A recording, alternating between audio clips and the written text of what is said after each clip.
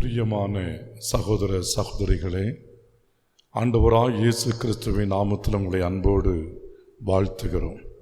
இந்த ஆராதனை வேளையில் நீங்களும் பங்கு பெறும்படி அன்போடு அருள்நாதர் இயேசு கிறிஸ்துவின் நாமத்திலே அழைக்கிறோம். பரலோகத்தின் தேவனை நோக்கி நம்முடைய கண்களை ஏறெடுப்போம். பரலோக பிதாவே, வானத்திற்கும் பூமிக்கும் கடவுளே, நாங்கள் உம்மை போற்றுகிறோம், உம்மை புகழ்கிறோம், உம்மை மகிமைப்படுத்துகிறோம். நீர் பரிசுத்தமுள்ள தேவன். பரிசுத்தத்தோடும் பயத்தோடும் நடுக்கத்தோடும் உம்முடைய சமூகத்திலே களி கூறும்படி உம்முடைய ஆவியானவர் மூலமாய் கர்த்தரங்களை ஆயத்தப்படுத்துவீராக. இந்த ஆராதனை வேளையில் பங்கு பெற்றிருக்கிற உம்முடைய பிள்ளைகள் ஒவ்வொருவரையும் உம்முடைய ஆசீர்வாதத்தினால் நிரப்பும். பரலோகத்தின் தேவனாகிய கர்த்தருடைய மகிமை வெளிப்படுவதாக உம்முடைய நாமத்தை நாங்கள் உயர்த்துகிறோம், உம்மை போற்றுகிறோம், புகழ்கிறோம், மகிமைப்படுத்துகிறோம். நீர் ஒருவரே தேவன். இன்னும் கூட எங்கள் மத்திய நீர் ஆவி கொண்டிருக்கிறதற்காய் உம்மை ஸ்தோத்திரிக்கிறோம். பெரிய காரியங்களை செய்யும் நீர் மகிமைப்படும். உம்முடைய ஜனங்களை நீர் வந்து உம்முடைய ஆசீர்வாதங்களினால் நிரப்புவீராக. இயேசுவின் நாமத்தில் வேண்டுகிறோம் பிதாவே. ஆமீன், ஆமீன்.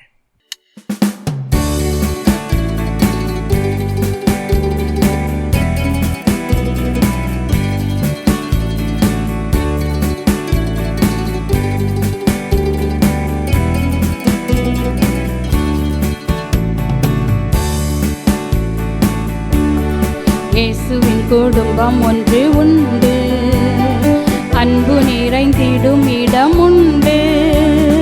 இயேசுவின் குடும்பம் ஒன்று உண்டு, அன்பு நிறைந்திடும் இடம் உண்டு.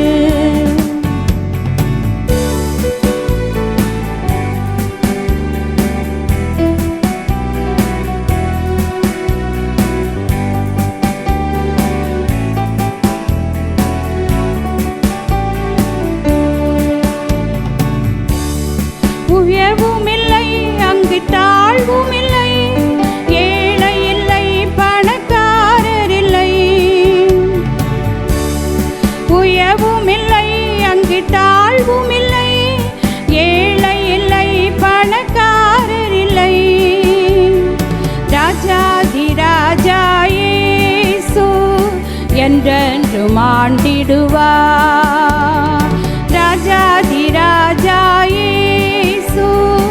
என்றென்றும் ஆண்டிடுவார். இயேசுவின் குடும்பம் ஒன்று உண்டு, அன்பு நிறைந்திடும் இடம் உண்டு. இயேசுவின் குடும்பம் ஒன்று உண்டு, அன்பு நிறைந்திடும் இடம் உண்டு.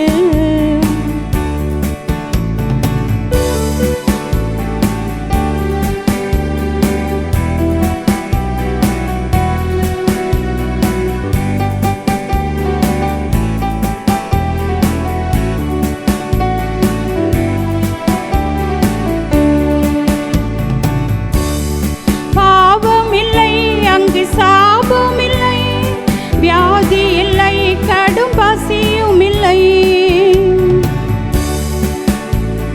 பாவம் இல்லை, அங்கு சாபம் இல்லை, வியாதி இல்லை, கடும் பசியும் இல்லை. ராஜாதி ராஜா இயேசு என்றென்றும் காத்திடுவார்.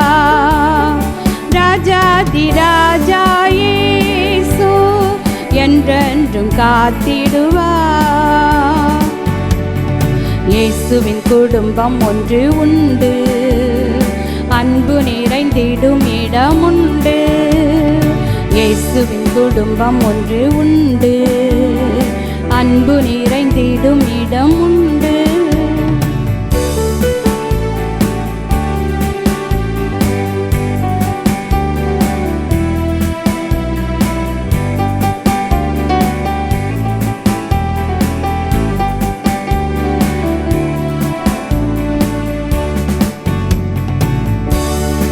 இன்பம் உண்டு, சமாதானம் உண்டு, வெற்றி உண்டு, துதி பாடல் உண்டு.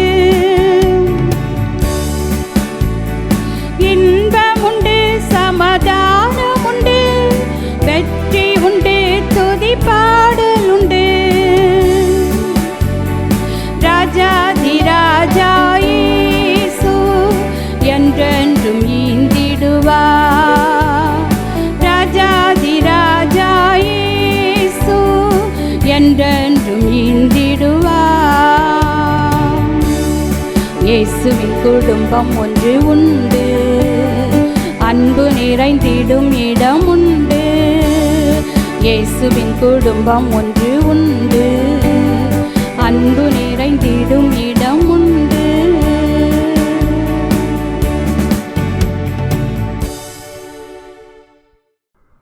கர்த்தருடைய பரிசுத்த நாமத்திற்கு மகிமை உண்டாவதாக. பிரியமானவர்களே, கடந்த வாரம் மேட்டிமையாயிராதியுங்கள் என்று சொல்லுகிற தலைப்பிலே ஆண்டவருடைய வார்த்தைகளை நாம் தியானித்தோம். ஒரு மனிதன் தன்னை தெய்வ சமூகத்திலே தாழ்த்தி அவருடைய திரு சித்தத்திற்கு ஒப்பு கொடுக்கும் பொழுது பரலோகத்தின் தேவன் அவனை உயர்த்தி ஆசீர்வதிக்கிறார் என்று நாம் தியானித்தோம். நாம் ஆராதிக்கிற நம்முடைய தேவன் சர்வ வல்லமை பொருந்திய தேவன். அவர் நம்மை ஆசீர்வதிக்கிற தேவன். ஆபிரகாமை ஆசீர்வதித்தார், யாக்கோபை ஆசீர்வதித்தார், ஈசாக்கை ஆசீர்வதித்தார். இன்றவரை நம்புகிற விசுவாசிக்கிற ஒவ்வொரு பிள்ளைகளையும் அவர் ஆசீர்வதிக்கிற தேவன். அநேக வேளைகளிலே தேவனாகிய கர்த்தருடைய ஆசீர்வாதத்தை நாம் சுதந்திரித்துக் கொள்ள கூடாதபடி பாவம் தடையாயிருக்கிறது. கர்த்தர் ஒரு மனிதனை ஆசீர்வதிப்பதற்கு முன்பதாக அவனை அவர் பரிசுத்தம் பண்ணி நீதிமானாய் மாற்றி அவனை ஆசீர்வதிக்கிற ஒரு தேவன். இந்த உலகத்தில் பெரிய ஆசீர்வாதம் மனம் திரும்புதல். ஒரு மனிதன் மனம் திரும்பி தேவனுடைய ராஜ்யத்தை சுதந்திரித்துக் கொள்வானாகில் அதுதான் அவனுடைய வாழ்விலே முதலாவது ஆசீர்வாதம். பிரியமானவர்களே, மேட்டிமையை குறித்து சிந்தித்த நாம் இன்று பரிசுத்த வேத புஸ்தகம் எப்படிப்பட்ட மேட்டிமைகளை குறித்து சொல்லுகிறது என்பதை சிந்திக்க போகிறோம். 1 சாமுவேலின் புஸ்தகம் 2ஆம் அதிகாரம் 3ஆம் வசனம். இனி மேட்டிமையான பேச்சை பேசாதிருங்கள். இனி மேட்டிமையான பேச்சை பேசாதிருங்கள். அகந்தையான பேச்சு உங்கள் வாயிலிருந்து புறப்பட வேண்டாம். உங்கள் வாயிலிருந்து புறப்பட வேண்டாம். முதலாவதாக மேட்டிமையான பேச்சு. பரலோகத்தின் தேவனாகிய கர்த்தர் சொல்லுகிறார், மேட்டிமையான பேச்சை பேசாதிருங்கள். அகந்தையான பேச்சு உங்கள் வாயிலிருந்து புறப்பட வேண்டாம். பிரியமானவர்களே, மேட்டிமையான பேச்சை கர்த்தர் அருவருக்கிறார். அநேக வேளைகளிலே நாம் மிகவும் மேட்டிமையோடு கசப்பான வார்த்தைகளை பேசுகிறோம். தேவனாகிய கர்த்தர் இந்த நாளிலே உங்களோடு பேசுகிறார். உங்களுடைய மேட்டிமையான பேச்சு நிமித்தம் அநேக ஆசீர்வாதங்களை நீங்கள் இழந்திருக்கிறீர்கள். உங்கள் வார்த்தைகள் பரிசுத்தமான வார்த்தைகளாக இருக்க வேண்டும். தேவன் பரலோகத்தில் இருக்கிறார், நாம் பூமியில் இருக்கிறோம். உங்கள் வார்த்தைகள் சுருக்கமாயிருக்க கடவுது என்று வேதம் சொல்லுகிறது. நீதிமொழிகளின் புஸ்தகம் 13ஆம் அதிகாரம் 3ஆம் வசனம் இப்படி சொல்லுகிறது, தன் வாயை காக்கிறவன் தன் பிராணனை காக்கிறான். தன் உதடுகளை விரிவாய் திறக்கிறவனோ கலக்கமடைவான். அற்புதமான ஒரு கர்த்தருடைய வார்த்தை. தன் வாயை காக்கிறவன் தன் பிராணனை காக்கிறான். அநேக வேளைகளிலே நம்முடைய வாயின் வார்த்தைகளின் மூலமாய் நாம் அழிவை சம்பாத்தியம் பண்ணுகிறோம். ஒரு மனிதன் தன் பிராணனை, தன் ஜீவனை காத்துக்கொள்ள வேண்டுமானால் அவன் தன் வாயை காத்துக்கொள்ள வேண்டும். வேதம் மிக தெளிவாய் சொல்லுகிறது, வாயை விரிவாய் திறக்கிறவன் கலக்கமடைவான். அநேகரை பாருங்கள், தேவையில்லாமல் புலம்பிக் கொண்டே இருப்பார்கள், பேசிக்கொண்டே இருப்பார்கள். என்ன பேசுகிறார்கள் என்று அவர்களுக்கு தெரியாது. வேதம் சொல்லுகிறது, கேட்கிறவர்களுக்கு பிரயோஜனமான காரியங்களை பேசுங்கள். பாவத்தை சம்பாத்தியம் பண்ணுவதற்கு ஏதுவான வார்த்தைகளை நாம் பேச வேண்டாம் என்று வேதம் சொல்லுகிறது. பரிசுத்த வேத புத்தகத்திலே நாபால் என்று சொல்லுகிற ஒரு மனிதனை குறித்து எழுதப்பட்டிருக்கிறது. அந்த மனிதன் கர்மேல் பர்வதத்திலே தன் ஆடுகளுக்கு மயிர்களை கத்தரித்துக் கொண்டிருந்தான். அவனுடைய வேலை ஆட்களும் அவனோடு கூட இருந்தார்கள். தாவீது தன்னுடைய வாலிபர்களில் 10 பேரை அழைத்து கர்மேல் பர்வதத்திலே ஆடுகளுக்கு மயிர் கத்தரித்துக் கொண்டிருக்கிற நாபாலிடத்தில் அனுப்பி, உம்முடைய மந்தைக்கு நாங்கள் காவலாளிகளாக இருந்தோம், உம்முடைய மந்தை சேதப்பட்டு போகவில்லை, இதோ உம்முடைய அடியானாகிய தாவீது எங்களை அனுப்பியிருக்கிறான், உம்மிடத்தில் இருப்பதை அவருடைய மனிதருக்கு புசிப்பதற்கு கொடுக்க வேண்டும் என்று சொல்லி அனுப்புகிறார். இந்த வார்த்தைகள் தாவீதுடைய நாமத்தினாலே நாபாலுக்கு அறிவிக்கப்படுகிறது. இதை கேட்ட பொழுது நாபால் மேட்டிமை கொண்டு ஏளனமாய் பரியாசம் செய்து, தாவீது யார், ஈசாயின் குமாரன் யார், தங்கள் எஜமான விட்டு ஓடி போகிறவர்கள் இந்த அநேகர் இருக்கிறார்கள் அல்லவா என்று அவன் மிகவும் அற்பமாய் பேசினான். இந்த செய்தியை தாவீது கேட்ட பொழுது அவன் 400 மனிதர்களோடு கூட தன் பட்டயத்தை எடுத்துக்கொண்டு பொழுது விடுவதற்குள்ளதாய் நாபாலுக்கு சுவர் மீது நீர் விடுகிற ஒரு நாய் முதலாய் உயிரோடு இருப்பதில்லை என்று சொல்லி உக்கிரக கோபத்தோடு புறப்பட்டு வருகிறார். நாபாலையும் அவனுக்குண்டான எல்லாவற்றையும் அழித்து போடும்படிக்கு அவன் சென்று கொண்டிருக்கிறான்.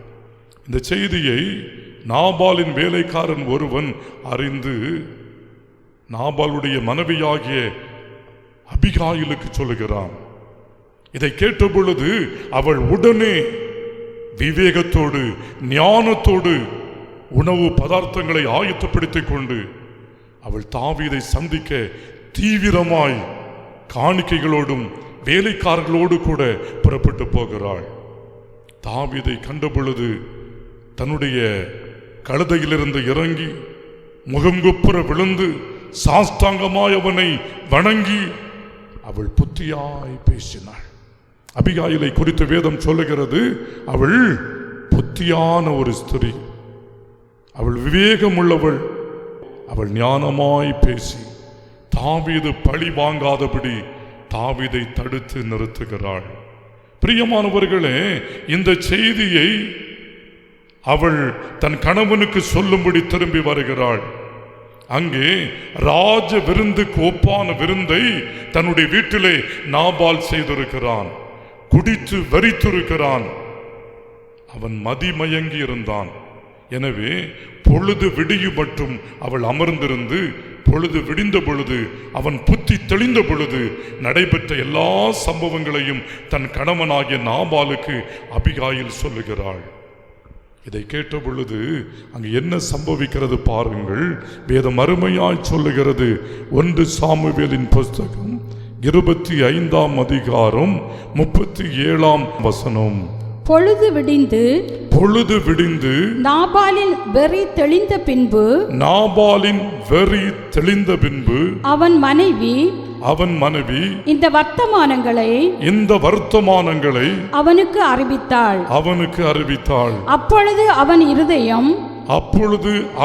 இருதயம் அவனுக்குள்ளே செத்து அவன் கல்லை போலானான். பாருங்கள், இந்த வர்த்தமானங்களை கேட்ட பொழுது நாபாலுடைய இருதயம் அவனுக்குள்ளே செத்தது. அவன் கல்லை போல மாறினான். உயிரில்லாதவனை போல மறுத்து போய்விட்டான். காரணம் என்ன? அவனுடைய வாயின் வார்த்தைகள் சுருக்கமாயிருக்கவில்லை. மேட்டிமையான வார்த்தைகளை பேசினான். வைராக்கியத்தோடு ஏளனமான வார்த்தைகளை பேசினான். தேவனாகிய கர்த்தர் வாதித்தார். அவன் 10 நாளுக்கு பின்பு செத்தான் என்று வேதம் சொல்லுகிறது. 1 சாமுவேலின் புஸ்தகம் 25ஆம் அதிகாரம் 38ஆம் வசனம். கர்த்தர் நாபாலை வாதித்ததினால் கர்த்தர் நாபாலை வாதித்ததினால் ஏறக்குறைய 10 நாளுக்கு பின்பு ஏறக்குறைய 10 நாளுக்கு பின்பு அவன் செத்தான். எவ்வளவு பயங்கரமான ஒரு முடிவு பாருங்கள். நாபாலுடைய மேட்டிமையான வார்த்தையின் நிமித்தமாய் பரலோகத்தின் தேவனாகிய கர்த்தர் நாபாலை வாதித்தார். அவன் 10 நாளுக்குள்ளே செத்தான். எவ்வளவு பெரிய அழிவு, எவ்வளவு பெரிய அழிவு. இன்று கூட அநேக குடும்பங்களிலே வாயின் வார்த்தைகளினாலே பெரிய அழிவை சந்திப்பதை நாம் பார்க்கிறோம். தேவனாகிய கர்த்தர் நம்மை எச்சரிக்கிறார். உன் வாயை நீ காத்துக்கொள்ள வேண்டும், பாவத்திற்கு இடம் தரக்கூடாது. பிரசங்கியின் புஸ்தகம் 5ஆம் அதிகாரம் 2ஆம் வசனம் இப்படி சொல்லுகிறது, தேவ சமூகத்தில் நீ துணிகரமாய் உன் வாயினால் பேசாமலும் மனம் பதறி ஒரு வார்த்தையும் சொல்லாமலும் இரு. மனம் பதறி ஒரு வார்த்தையும் சொல்லாதே, துணிகரமாய் பேசாதே. கர்த்தருடைய சமூகத்தை குறித்த பயம் நடுக்கம் உனக்கு தேவை. இந்த அநேகர் தேவாலயத்திலே துணிகரமாய் பேசுகிறார்கள். இதன் மூலமாய் தேவனாகிய கர்த்தர் நியாயம் விசாரிப்பார். ஆனால் நீ அழிந்து போவாய். நீ ஆசீர்வாதமாய் வாழ வேண்டும், உன் குடும்பம் ஆசீர்வதிக்கப்பட வேண்டும். தேவனாகிய கர்த்தர் அதற்காகத்தான் இன்று உன்னோடு பேசிக் கொண்டிருக்கிறார். மனம் திரும்பு, உன் வாயை காத்துக்கொள். உன் வார்த்தைகள் கிருபை நிறைந்த வார்த்தைகளாக இருக்கட்டும். உங்கள் வார்த்தைகள் தாழ்மையான வார்த்தைகளாக இருக்கட்டும். உங்கள் வார்த்தைகள் பரலோகத்தின் தேவனை மகிமைப்படுத்துகிற வார்த்தைகளாக இருக்கட்டும். உங்கள் வார்த்தைகள் பரலோகத்தின் தேவனுக்கு பிரியமான வார்த்தைகளாக இருக்கட்டும். என்று கர்த்தர் உங்களோடு பேசிக் கொண்டிருக்கிறார். கர்த்தர் உங்களை ஆசீர்வதிக்க விரும்புகிறார். மனம் திரும்புங்கள். ஆண்டவரே, உமக்கு பிரியமல்லாத மேட்டிமையான வார்த்தைகளை நான் இனி பேசுவதில்லை, துணிகரமான வார்த்தைகளை பேசுவதில்லை. ஆண்டவருடைய சமூகத்திலே தாழ்த்தி ஒப்பு கொடுப்பீர்களா? கர்த்தர் உங்களை கனப்படுத்த போகிறார். கர்த்தர் உங்களை உயர்த்த போகிறார். பிரியமானவர்களே, துதித்தலும் சபித்தலும் ஒரே வாயிலிருந்து எப்படி வரும் என்று வேதம் சொல்லுகிறது. பரலோகத்தின் தேவரை நாம் துதிக்கிறோம், மகிமைப்படுத்துகிறோம். அதே வாயினாலே கர்த்தருடைய சாயலிலே படைக்கப்பட்ட மனிதர்களை சபிக்கிறோம். நீ சாபமிடுகிற ஒரு சகோதரனா, நீ சாபமிடுகிற ஒரு சகோதரியா, அது உனக்கு அடுத்த வேலை அல்ல. கர்த்தர் அதற்காக உன்னை அழைக்கவில்லை. நீ ஆசீர்வதிக்க பழக வேண்டும். மற்றவர்களை ஆசீர்வதித்து நீ வாழ கற்றுக்கொள்ள வேண்டும். பிரியமானவர்களே, பிரசங்கியின் புஸ்தகம் 5ஆம் அதிகாரம் 6ஆம் வசனம் இப்படி சொல்லுகிறது, உன் மாமிசத்தை பாவத்திற்குள்ளாக உன் வாய்க்கு இடம் கொடாதே. தேவன் உன் வார்த்தைகளினாலே கோபம் கொண்டு உன் கைகளின் கிரியையை அழிப்பானேன். ஒரு எச்சரிப்பான கர்த்தருடைய வார்த்தை. உன் மாமிசத்தை பாவத்திற்குள்ளாக உன் வாய்க்கு இடம் கொடாதே, இடம் கொடாதே. பிரியமானவர்களே, இந்த முதலாவது மிக பாசத்தோடு பேசுவார்கள், நண்பர்களாய் பழகுவார்கள். நாள் அதிகரிக்க அதிகரிக்க அவர்கள் அளவுக்கு அதிகமாய் பேச ஆரம்பிப்பார்கள். ஒரு நாளிலே அவருடைய வார்த்தை அதிகரிக்கும் பொழுது அவர்கள் மாமிசத்தை பாவத்திற்குள்ளாக அது தள்ளிவிடுகிறது.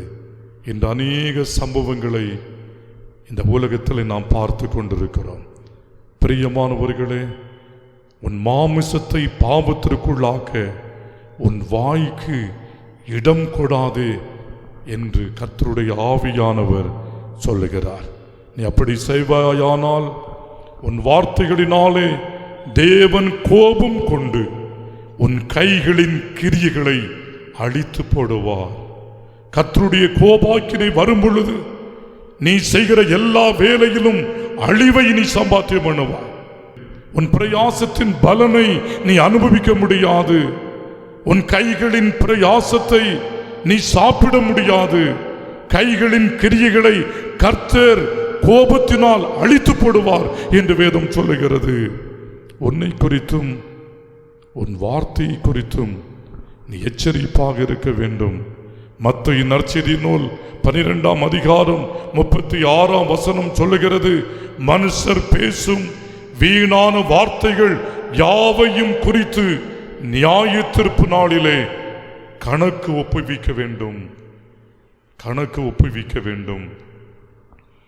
நாம் பேசுகிற வீணான ஒவ்வொரு வார்த்தைகளை குறித்தும் தேவனுக்கு கணக்கு கொடுக்கிற ஒரு நாள் இருக்கிறது.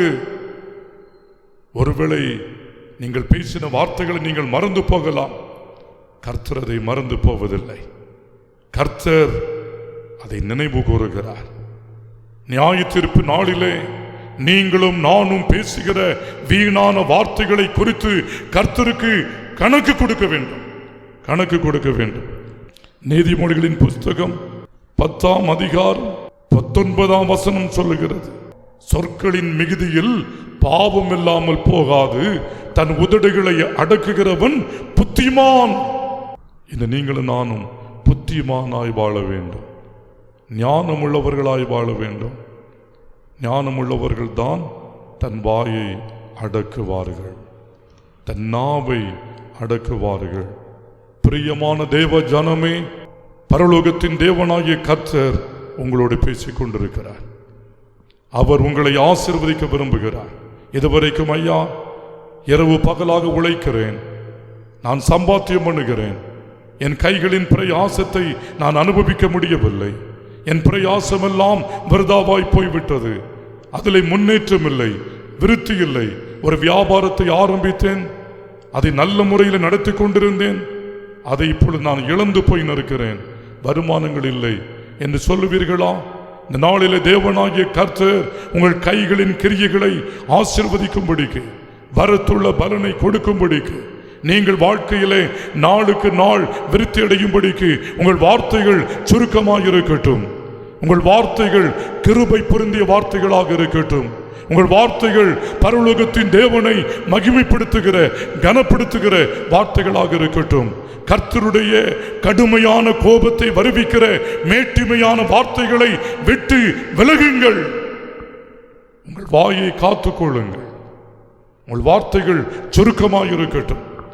கேட்கிறவர்களுக்கு பிரயோஜனமான வார்த்தைகளை சுருக்கமாக பேசி பழகுங்கள். கர்த்தருடைய சமூகத்தில் சாஸ்தாங்கமாய் விழுந்து முழங்கார் படியிட்டு, ஆண்டவரே, அநேக வேளைகளிலே என்னுடைய வாயின் வார்த்தைகளின் மூலமாய் பெரிய சண்டையை நான் உருவாக்கி இருக்கிறேன், பயங்கரமான பிரச்சனைகளை உருவாக்கி இருக்கிறேன், அதன் மூலமாய் என் சமாதானத்தை இழந்திருக்கிறேன். நான் கலங்கி போகாதபடிக்கு, அமைதலுள்ள ஜீவனம் செய்யும்படிக்கு, ஆண்டவரே, என் பிரயாசத்தை நீர் ஆசீர்வதிக்கும்படிக்கு, மேட்டிமையான உமக்கு பிரியமில்லாத வார்த்தைகளை என் வாயை விட்டு அப்புறப்படுத்தும் ஆண்டவரே. இந்த ஒரு பிரதிக்கனை எடுங்கள், இந்த ஒரு தீர்மானம் விடுங்கள். மேட்டிமையான பேச்சை இனி நான் பேசுவதில்லை. என் ஆண்டவருக்கு பிரியமாய் நான் பேசுவேன். வேதம் சொல்லுகிறது, ஏற்ற சமயத்தில் சொன்ன வார்த்தை வெள்ளித்தட்டில் வைக்கப்பட்ட பொற்பழங்களுக்கு சமானமாயிருக்கிறது. ஆம்பிரியமானவர்களே, நம்முடைய வார்த்தைகள் மற்றவர்களுக்கு சௌக்கியத்தை கொண்டு வரட்டும். நம்முடைய வார்த்தைகள் மற்றவர்களுடைய இருதயத்தின் காயங்களை ஆற்றட்டும். நம்முடைய வார்த்தைகள் மற்றவர்களை தைரியப்படுத்தட்டும். சோர்ந்து போய் இருக்கிறவர்களுக்கு உற்சாகத்தை கொண்டு வருகிற கிருபை பொருந்திய தேவ வார்த்தைகளை பேசுவோம். ஆண்டவரை குறித்து பேசுவோம். இந்த அநேகருக்கு பேசுகிற அந்த திறன் கொடுக்கப்படவில்லை, ஊமைகளாயிருக்கிறார்கள். அநேகருக்கு திக்குவாய், மந்தவாய். சமீபத்திலே ஒரு அருமையான சகோதரன் திக்கி திக்கி பேசுகிற தன் பிள்ளைக்காக, ஐயா ஜெபியுங்கள் என்று கதறினார்கள். அவர்களுக்காக கர்த்தருடைய சமூகத்திலே கண்ணீர் சிந்து நாங்கள் ஜெபித்தோம். குறிப்பிட்ட ஒரு காலத்தை கர்த்தர் சொன்னார். அந்த வயதிலே அந்த மகன் மிகவும் சரளமாய் பேச ஆரம்பித்தான். இன்று உங்களுக்கும் எனக்கும் சரளமாய் பேசும்படி, பேசுகிற திறனை கர்த்தர் தந்திருக்கிறார். உங்கள் வாழ்நாட்களில் எத்தனை நாட்கள் கர்த்தரை குறித்து பேசியிருக்கிறீர்கள்? பரலோகத்தின் தேவனாகிய கர்த்தருடைய ஜீவனுள்ள வார்த்தைகளை மற்றவர்களுக்கு சொல்லியிருக்கிறீர்கள். உங்கள் வார்த்தைகளின் மூலமாய் மற்றவர்களை தைரியப்படுத்தி உற்சாகப்படுத்தி ஆசீர்வதித்திருக்கிறீர்கள். அதற்கென்றுதான் நீங்களும் நானும் கிறிஸ்து இயேசுவுக்குள் சிருஷ்டிக்கப்பட்டிருக்கிறோம் என்று பரலோகத்தின் தேவன் பரிசுத்த ஆவியானவர் மூலமாய் உங்களோடு பேசிக் கொண்டிருக்கிறார். ஆண்டவரே, மேட்டிமையான வார்த்தையை, வைராக்கியமான வார்த்தைகளை, சாபத்துக்கீடான வார்த்தைகளை என் வாயிலிருந்து எடுத்து போடும் ஆண்டவரே. இனி நான் உமக்கு பிரியமாய் பேச எனக்கு கிருபை தார். என்னை உம்முடைய அபிஷேகத்தால் நிரப்பும், மனத்தாழ்மையை தார் என்று ஆண்டவருடைய சமூகத்தை நம்மை தாழ்த்தி ஒப்பு கொடுப்போமா? ஒரு பெரிய வித்தியாசத்தை உங்கள் வாழ்க்கையிலே பார்க்க போகிறீர்கள். கர்த்தர் உங்கள் மூலமாய் அநேக குடும்பத்தை ஒப்புரவாக்கப் போகிறார். உங்கள் நிமித்தமாய் கர்த்தர் அநேகருக்கு தைரியத்தையும் சமாதானத்தை கட்டளையிடப் போகிறார். இன்று கர்த்தருடைய சித்தத்திற்கு உங்களை தாழ்த்தி ஒப்புக் கொடுங்கள். இரண்டாவதாக இன்னொரு மேட்டிமையை குறித்து வேதம் சொல்லுகிறது. இன்னொரு பாவம், மேட்டிமையான கண். மேட்டிமையான கண், இது கர்த்தர் அருவருக்கிற பெரிய பாவங்களில் ஒன்று. மேட்டிமையான கண். நீதிமொழிகளின் புஸ்தகம் 6ஆம் அதிகாரம் 16ஆம் 17ஆம் வசனத்தை கேளுங்கள். 6 காரியங்களை கர்த்தர் வெறுக்கிறார், 7 அவருக்கு அருவருப்பானவைகள். அவை யாவன: மேட்டிமையான கண், பொய் நாவு, குற்றமற்றவருடைய இரத்தம் சிந்தும் கை. கர்த்தர் அருவருக்கிற காரியங்களில் முதலாவது சொல்லப்பட்டிருக்கிறது மேட்டிமையான கண், மேட்டிமையான பார்வை. இன்று அநேகர் தேவ பிள்ளைகள் என்று பெயர் தரித்திருக்கிறார்கள். கண் சிமிட்டுகிறார்கள். இது பாவம். கண் சிமிட்டுகிறது பாவம். பலவேளை நாம் பார்க்கிறோம். அவன் பார்க்கிற பார்வையை பாரு, அவள் பார்க்கிற பார்வையை பாரு, எவ்வளவு மேட்டிமையாய் பார்க்கிறாள். பிரியமானவர்களே, மேட்டிமையான கண் கர்த்தர் அருவருக்கிற பாவத்தின் பட்டியலிலே முதலாவது சொல்லப்பட்டிருக்கிறது. அது கர்த்தர் அருவருக்கிற ஒரு காரியம். நம்முடைய அகந்தையான பார்வை, மேட்டிமையான பார்வை, பரலோகத்தின் தேவனாகிய கர்த்தர் அருவருக்கிற ஒரு பாவம். நம்முடைய பார்வையிலே ஒரு கனிவு இருக்க வேண்டும். நம்முடைய பார்வையிலே தேவ கிருபை வெளிப்பட வேண்டும். நம்முடைய பார்வையிலே தயவு இருக்க வேண்டும். நம்முடைய பார்வையிலே கர்த்தர் விரும்புகிற பரிசுத்தம் இருக்க வேண்டும். பரிசுத்தம் இருக்க வேண்டும். நம்முடைய கண்களின் பார்வை நேராய் பார்க்க வேண்டும். ஆண்டவருடைய சமூகத்திலே நம்மை தாழ்த்தி ஒப்பு கொடுப்போமா? ஏசாயா தீர்க்கதரிசியின் புஸ்தகம் 5ஆம் அதிகாரம் 15ஆம் வசனம் இப்படி சொல்லுகிறது: மேட்டிமையான கண் தாழ்த்தப்படும், மேட்டிமையான கண் தாழ்த்தப்படும். அநேக வேளைகளிலே நம்முடைய கண்கள் கருணை இல்லாத பார்வையை கொண்டிருக்கிறபடியினாலே தேவனாகிய கர்த்தர் அப்படிப்பட்ட கண்களை தாழ்த்திப்படுகிறார். இது கர்த்தர் விரும்பாத ஒரு காரியம். இந்த நாளிலே தேவ சித்தத்திற்கு உங்களை ஒப்புக் கொடுப்பீர்களா? ஆண்டவரே, என்னுடைய பார்வையிலே ஒரு பரிசுத்தத்தை தாரும் ஆண்டவரே. என்னுடைய பார்வையிலே தாழ்மை வெளிப்படட்டும் ஆண்டவரே. அகந்தையான பார்வையை, வைராக்கியமான மேட்டிமையான பார்வையை என்னை விட்டு எடுத்து போடும். என் ஆண்டவருடைய பாதத்திலே நம்மை தாழ்த்தி ஒப்புக் கொடுப்போம். நம்முடைய ஆண்டவர் இரக்கமுள்ள தேவன். அவருடைய பார்வையிலே அவருடைய மனதுருக்கம் வெளிப்படுகிறது. ஏசாயா தீர்க்கதரிசியின் புஸ்தகம் 10ஆம் அதிகாரம் 12ஆம் வசனம் இப்படி சொல்லுகிறது: அசிரியா ராஜாவின் நெஞ்சின் வினையை கண்களின் மேட்டுமையான பார்வையையும் நான் விசாரிப்பேன். பரலோகத்தின் தேவனாகிய கர்த்தர் அசிரியா ராஜாவை குறித்து சொல்லுகிறார். அவனுடைய நெஞ்சின் வினையையும் கண்களின் மேட்டிமையையும் நான் விசாரிக்காமல் விடுவதில்லை. இந்த நாளிலே அசிரியா ராஜாவின் நெஞ்சின் வினையையும் கண்களின் மேட்டிமையையும் விசாரித்த பரலோகத்தின் தேவனாகிய கர்த்தர் உங்களுடைய நெஞ்சின் வினையையும் உங்களுடைய கண்களின் மேட்டிமையையும் விசாரிப்பாரானால் நாம் எங்கே போய் நிற்போம்? நம்முடைய நிலைமை என்ன? யோசித்து பாருங்கள். இந்த நாளில் உங்கள் இருதயத்தை நீங்கள் கடினப்படுத்தாதபடிக்கு உடைந்த உள்ளத்தோடு மேட்டிமையான வார்த்தைகளை விட்டு இறங்கி அவனை போல் அல்ல, இவனை போல் அல்ல.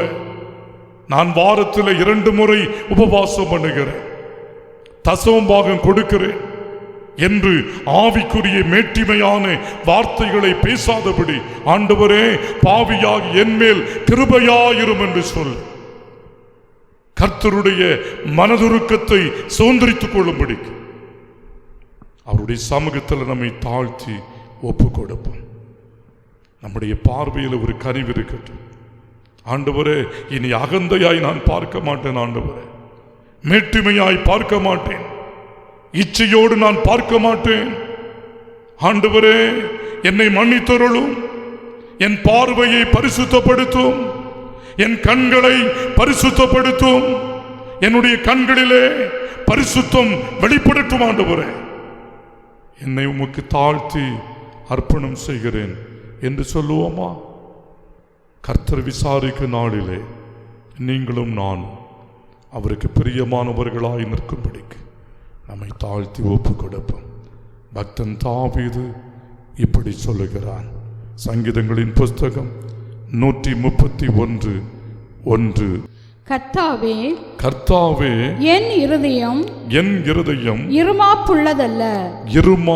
உள்ளதல்ல, என் கண்கள் மேட்டிமை உள்ளவைகளும் அல்ல. பெரிய காரியங்களிலும் எனக்கு மிஞ்சின கருமங்களிலும் நான் தலையிடுகிறதும் இல்லை. எவ்வளவு அருமையான ஒரு வேத வசனம். எனக்கு மிஞ்சின கர்மங்களிலும் நான் தலையிடுகிறதில்லை. இன்றைக்கு நீங்களும் நான் எப்படிப்பட்ட காரியங்களை தலையிடுகிறோம்? ஆண்டவரே, மேட்டிமையான வார்த்தையிடத்தில் இல்லப்பா, மேட்டிமையான பார்வையிடத்தில் இல்லை. என்ன சோதித்து பாரும். தாவீதை போல சொல்லுவோமா ஆண்டவருடைய சமூகத்தில்? ஆண்டவரே, என்னை இப்படிப்பட்ட காரியத்தில் நான் தலையிடுவதில்லப்பா, என்னை நினைந்தருளும், என்னை ஆசீர்வதியும். ஆண்டவருடைய சமூகத்தில் ஒப்பு கொடுப்பீர்களா? பரிசுத்த ஆவியானவர் என்று 2 பாவத்தை குறித்து நம்மோடு பேசினார். ஒன்று மேட்டிமையான வார்த்தைகள், மேட்டிமையான பேச்சு. இன்னொன்று மேட்டிமையான பார்வை, அகந்தையான பார்வை. இந்த 2ம் கர்த்தர் அருவருக்கிற பாவங்கள். இவைகளை இன்று அறிக்கை செய்து விட்டு கர்த்தருடைய சமூகத்தை நம்மை தாழ்த்தி ஒப்பு கொடுப்போம். கர்த்தர் உங்களை ஆசீர்வதிக்க போகிறார். அவர் உங்களோடு பேச விரும்புகிறார். அவர் முகமுகமாய் உங்களோடு பேசுவார். அதன் மூலமாக கர்த்தருடைய ஆசீர்வாதத்தை நீங்கள் சுதந்திரித்துக் கொள்ளப் போகிறீர்கள். சகோதரி, இனி அகந்தையான வார்த்தைகளை நாம் பேச மாட்டேன் ஏசப்பா என்று சொல்லுங்கள். சகோதரனே, இனி மேட்டிமையான வார்த்தைகளை நான் பேசுவதில்லை. ஆண்டவரே, என் பார்வை இனி அகந்தையான பார்வையாக இல்லை, மேட்டுமையான பார்வையாக இல்லை. ஆண்டவரே, என்னை தாழ்த்தி ஒப்பு கொடுக்க, என்னை பரிசுத்தப்படுத்தும். இந்த கர்த்தருக்கு தாழ்த்தி ஒப்பு கொடுப்பீர்களா? உங்களுக்காக ஜெபிக்க போகிறேன். கர்த்தர் இன்று உங்களை ஆசீர்வதிக்க போகிறார், உங்களை பரிசுத்தம் செய்ய போகிறார். உங்கள் பாவத்திலிருந்து உங்களுக்கு ஒரு விடுதலையை தருவார். உங்கள் பாவத்திலிருந்து உங்களுக்கு ஒரு ரட்சிப்பை தருவார். உங்களை ரட்சித்து, உங்களை கனப்படுத்தி, உங்களை ஆசீர்வதிக்கிறவர்களாக மாற்றப் போகிறார். கர்த்தர் உங்களை ஆசீர்வதிப்பது மாத்திரம் அல்ல, சகோதரனே, சகோதரியே, வாலிப தம்பி, தங்கச்சி, கர்த்தர் உங்கள் குடும்பத்திற்கு உங்களை ஆசீர்வாதமாய் மாற்றப் போகிறார். உங்கள் சபைக்கு உங்களை ஆசீர்வாதமாய் மாற்றப் போகிறார். உங்கள் கிராமத்திலே உங்கள் மூலமாய் ஆசீர்வாதத்தை கர்த்தர் கட்டளையிடப் போகிறார். உங்கள் நிமித்தம் தேசம் ஆசீர்வதிக்கப்படும். உங்கள் நிமித்தம் நீங்கள் வேலை செய்கிற இடம் ஆசீர்வதிக்கப்படும். உங்கள் நிமித்தம் நீங்கள் ஆராதிக்கிற இடம் ஆசீர்வதிக்கப்படும். கர்த்தர் உங்களை ஆசீர்வாதமாய் மாற்றப் போகிறார். ஆண்டவரே, என்னுடைய மேட்டிமையான வார்த்தையை, மேட்டிமையான கண்களை என்னை விட்டு அப்புறப்படுத்தும், என்னை பரிசுத்தப்படுத்தும், என்னை ஆசீர்வதியும் என்று தாழ்த்தி ஒப்புக் கொடுங்கள். பரலோகத்தின் தேவனாகிய கர்த்தர் தம்முடைய ஆசீர்வாதத்தின் கரத்தை உங்கள் மீது நீட்டுகிறார். உங்கள் வீட்டுக்குள்ளே கர்த்தருடைய ஆசீர்வாதம் இறங்குகிறது. உங்கள் இருதயத்திற்குள்ளே கர்த்தருடைய கிருபை ஊற்றப்படுகிறது. தேவனாகிய கர்த்தர் உங்களை ஆசீர்வதிக்கப் போகிறார். ஒரு அருமையான பாடலை பாடி கர்த்தரை மகிமைப்படுத்த போகிறோம். இந்த பாடலை கேட்கும் பொழுது உங்களை தாழ்த்துங்கள். இருக்கிற இடங்களிலே நீங்கள் முழங்காற்படியிட்டு உங்கள் கண்களை கர்த்தருக்கு நேராக உயர்த்தி, ஆண்டவரே, என்னை உம்முடைய கரத்தில் ஒப்புக் கொடுக்கிறேன், என்னை ஒப்புக் கொடுக்கிறேன். என்னுடைய வாயின் வார்த்தைகளின் மிகுதியினால் நான் பாவத்திற்குள் விழுந்து விட்டேன். ஆண்டவரே, என்னை தூக்கிவிடும். என் வாயின் வார்த்தைகளினால் நான் பாவம் செய்திருக்கிறேன். என் கைகளின் கிரியைகள் அழிந்து போயிருக்கிறது. என் வருமானங்களை இழந்திருக்கிறேன். என்னை மன்னித்தருளும். மறுபடியும் என்னை ஆசீர்வதியும். என்னை தாழ்த்தி ஒப்புக் கொடுங்கள். தேவனாகிய கர்த்தர் தம்முடைய வார்த்தையின்படி உங்களை ஆசீர்வதித்து மேன்மைப்படுத்துவார். ஆமென்.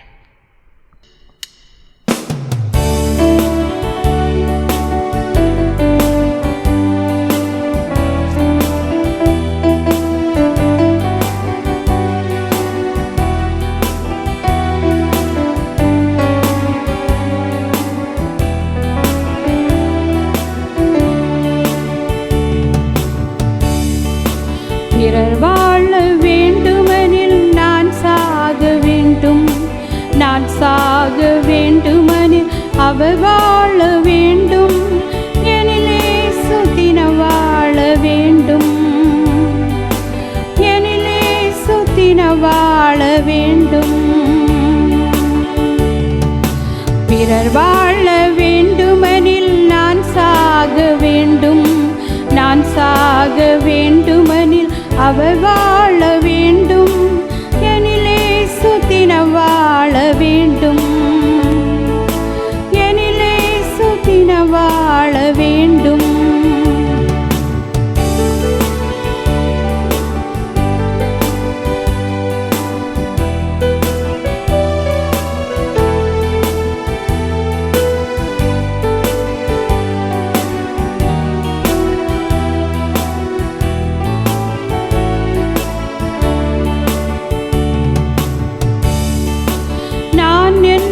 மாணவத்தால் நாளெல்லாம் வாழ்ந்திருந்தேன். பிற வாழ்வை எண்ணாமல் பாதையில் மயங்கி நின்றேன். இன்றே என்னை அர்ப்பணம் செய்திடுவேன், இன்றே என்னை அர்ப்பணம் செய்திடுவேன். பிறர் வாழ வேண்டுமெனில் நான் சாக வேண்டும், நான் சாக வேண்டுமெனில் அவர் வாழ வேண்டும், எனிலே சுத்தின வாழ வேண்டும், எனிலே சுத்தின வாழ வேண்டும். பிரியமான சகோதர சகோதரிகளே, ஆணவத்தோடு வாழ்ந்தது போதும்.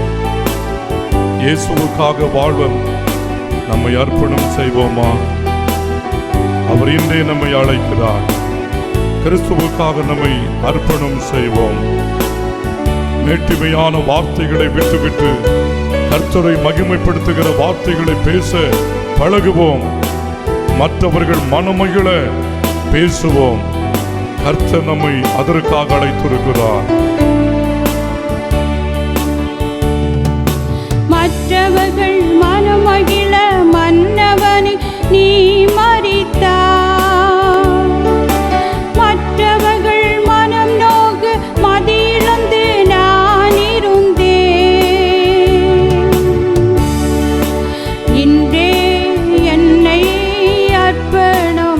ஆண்டவரே இன்றே என்னை உமக்கு ஒப்புக் கொடுக்கிறேன்.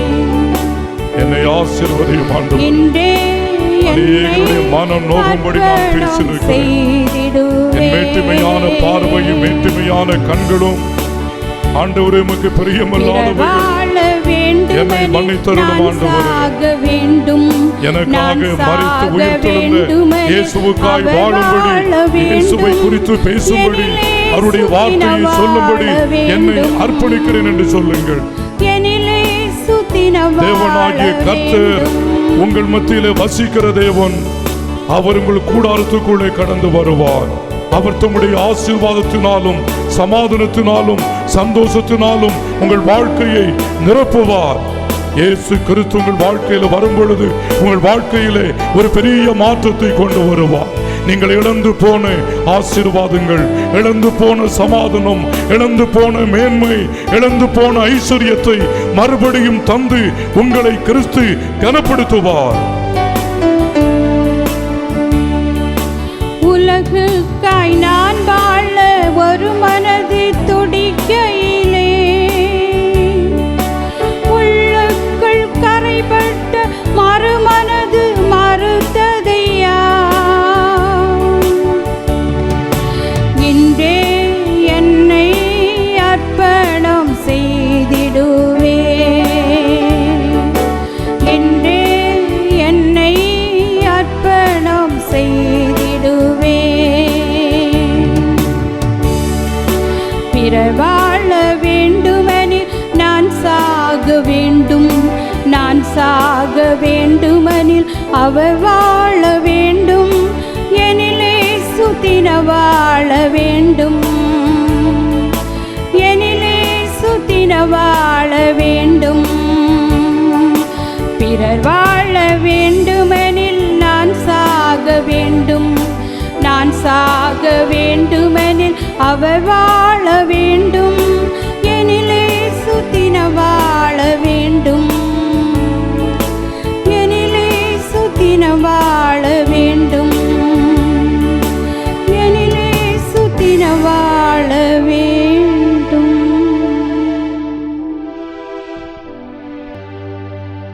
மனதிற்கும் உள்ள எங்க நல்ல ஆண்டவரே, இந்த ஆசீர்வாதமான ஆராதனை வேளைக்காக உம்மை ஸ்தோத்திரிக்கிறோம்.